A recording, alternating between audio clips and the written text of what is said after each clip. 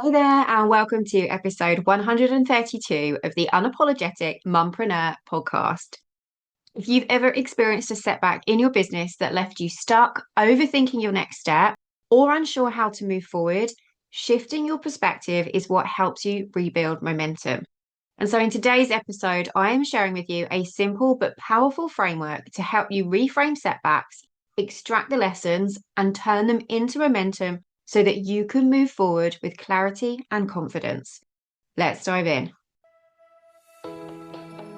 Welcome to the Unapologetic Mompreneur, the podcast for mums with an online business who are ready to take back their time, home, business, and self so they can restore the balance and thrive, both at home and at work, without feeling like they have to choose between the two. I'm your host, Sarah Dew, life and biz coach for mumpreneurs. I'm also a mum, stepmom, wife, introvert, breast cancer survivor, and your mentor for making a change for the better. I've learned how to go from surviving to thriving and unapologetically create a business I love and the life I want for me and my family without worrying about what other people think. And now I'm here to help you do the same. Because being an unapologetic mumpreneur doesn't mean that we're selfish or that we don't care about others. It simply means that we are not afraid to show up as our true, authentic selves, to step into our purpose, do what we know is right for ourselves and the ones we love, and take the steps we need to take to make our dream life and business a reality. Join me each week where I'll be sharing all of my best tips and strategies, plus the occasional dose of tough but gentle love to help you feel empowered, motivated, and confident to take action so that you can become the mum, wife, biz owner, and woman you know you are meant and deserve to be. So, are you ready to unapologetically create a business and life you love? Let's do this.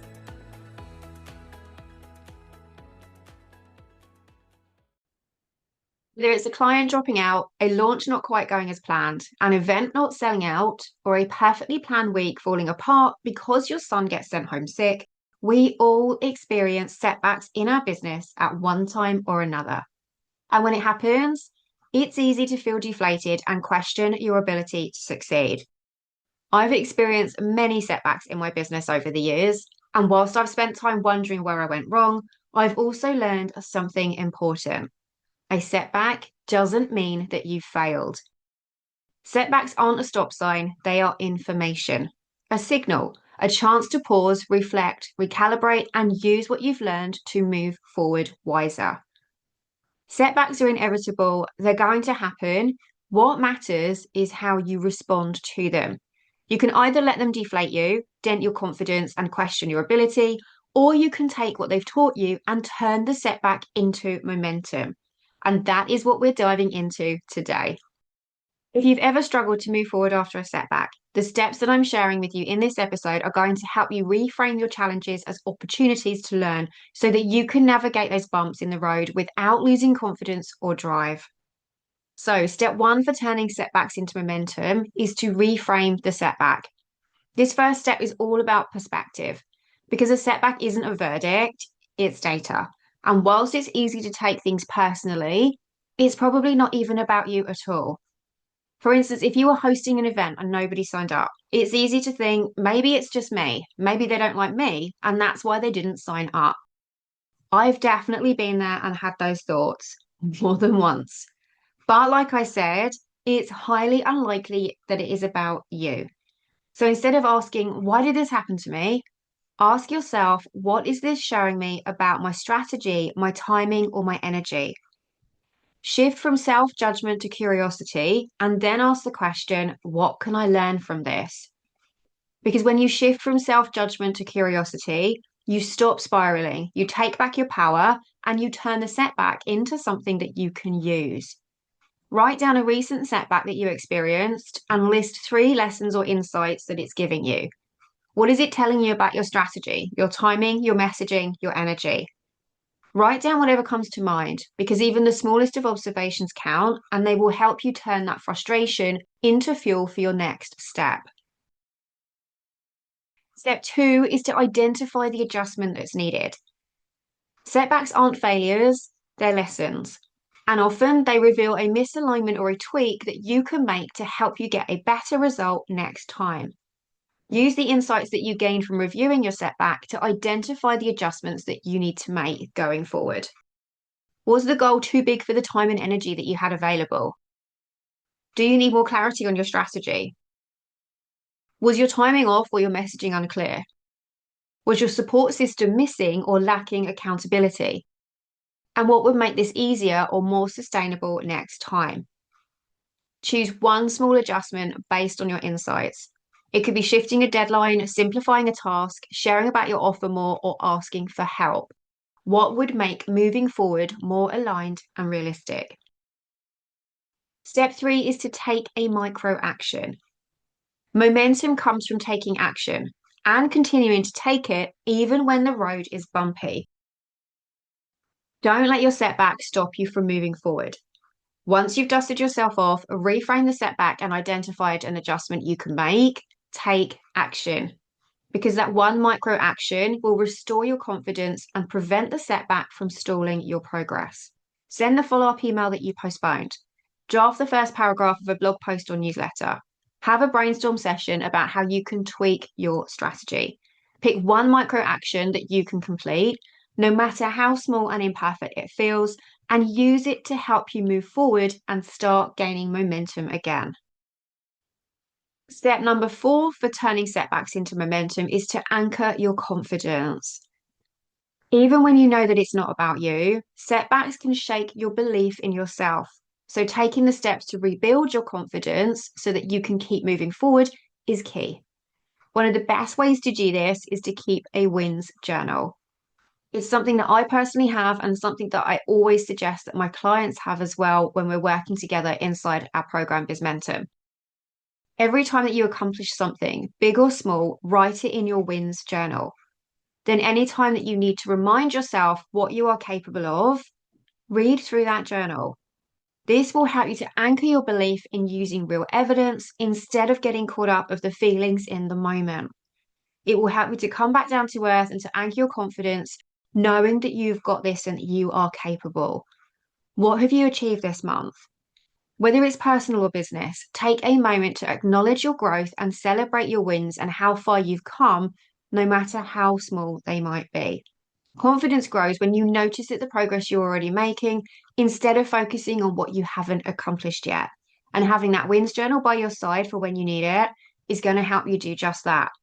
In those moments where things don't go to plan, you have those setbacks, you start questioning your ability and wondering if you've got what it takes and whether you're capable to move forward.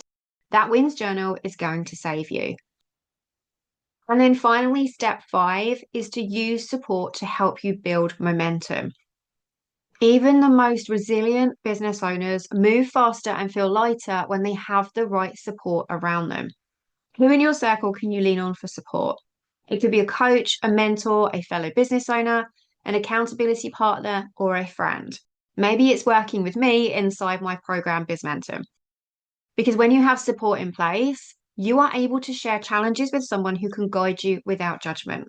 You have someone to help you map out your adjustments into clear next steps, and you benefit from the accountability with actioning the micro actions that you identified. This is exactly what we do inside my accountability program, Bizmentum. Whenever setbacks arise, we turn them into stepping stones so that you can avoid those self-doubt spirals, so that you can bounce back faster, and so that you can keep the momentum going. Who can help you move forward from where you are right now and support you in turning your setbacks into momentum? Okay, so those are the 5 steps. Reframe the setback, identify the adjustment needed, take micro action, anchor your confidence, and use support to build momentum. But what does that look like in reality? How does it all come together? Imagine your launch week hits a snag, that there's a tech glitch that means your webinar or your workshop doesn't go live. Step 1, reframe the setback. This isn't a disaster, it's a tech issue and a reminder to strengthen your prep and backup plans. Step 2 is identify the adjustment. Switch to a simpler pre-recorded version so that your audience can still access the content without delay. Step 3 is taking that micro action. Send an email letting your audience know what's happened, that there's a tech glitch, and that instead you're sharing the new pre-recorded version so that they can watch it at a time that suits them. Step 4, anchor your confidence. Recall all of the successful launches that you have already led and the times that you've navigated challenges like this before and still created results. If it helps, go through that wins journal and remind yourself of just how capable you are. And then step 5, using support to build momentum. Reach out to your accountability partner or coach to sense check your next steps and refine your plan moving forward. That way, what started out feeling like a disaster becomes something that you've navigated, something that you've learned from and moved through with confidence, all without losing momentum. Setbacks are never fun in the moment, but they are also not the end point that we tend to make them mean. When you start seeing setbacks as feedback instead of failure, everything changes. You stop stalling, you stop spiraling, and you start moving again with more awareness, clarity, and intention than before. Momentum isn't about everything going smoothly all of the time. It is about how quickly you can recalibrate when it doesn't. And the more you practice this process, the more resilient, the more confident and steady your business becomes. Not because setbacks stop happening, because they're always going to happen, but because you know exactly how to move through them when they do.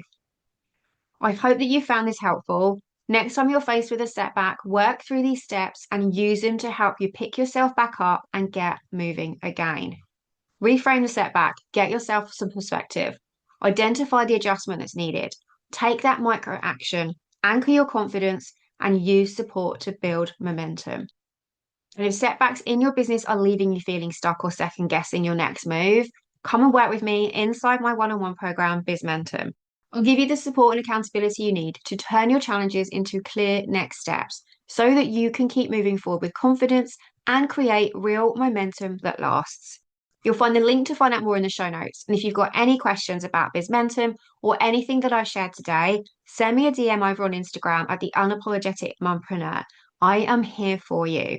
And as always, you've got this, and I can't wait to chat with you in the next episode. Bye for now. Thank you so much for joining me for another installment of the Unapologetic Mompreneur podcast. If you like what you heard, be sure to hit that subscribe button so that you never miss an episode. And if you have a moment, I would love for you to leave me a rating and a review so that other mompreneurs can find this podcast too. Here's to unapologetically becoming the mum, wife, biz owner, and woman you know you are meant and deserve to be. I can't wait to chat with you in the next episode. Bye for now.